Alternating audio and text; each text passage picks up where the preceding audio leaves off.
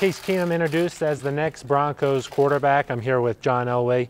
John, what do you think Case will be able to bring to the team that's been missing for the past couple of years? You know, I think that, as you saw in his press conference, he's a very mature guy, and he's been through a lot, and so he kind of understands. He understands the NFL, but he also understands the quarterback position, and I think, people are going to see what a talent he is on the field. He can make all the throws, moves around, does a lot of good things, very good with the ball, very good in the red zone.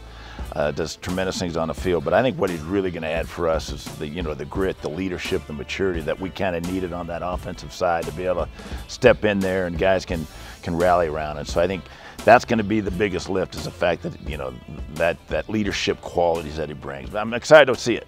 He said as a kid he had your poster up on the wall and he used to wear 7. What's that like for you to bring in a guy who idolized you like that? Well, it's nice to know that people still remember when I played back then, because it's been so long ago. But it's obviously very flattering to have guys like that and that looked up to you back in those days. It's been a busy couple of days with the start of free agency and then pro days. I imagine you've been racking up the cell phone minutes, huh? I have. Yeah, that's for sure. It's been busy, but it's been great. I think that not only adding Case, which is a tremendous addition.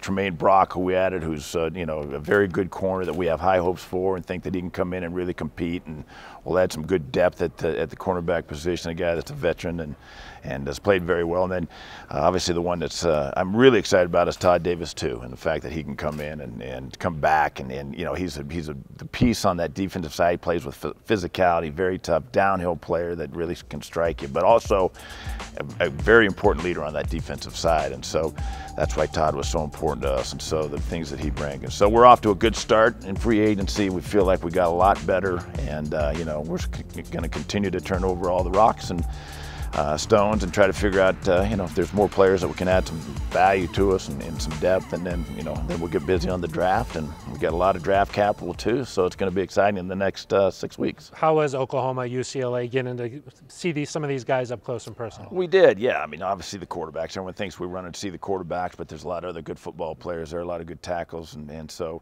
a lot of Oklahoma and the tradition, and as well as UCLA. So a lot of good football players. We'll continue to search that, and once we get in our draft meetings, try to look at how we can make us even a lot better than we are today. You've been spending a lot of time with head coach Vance Joseph throughout this process.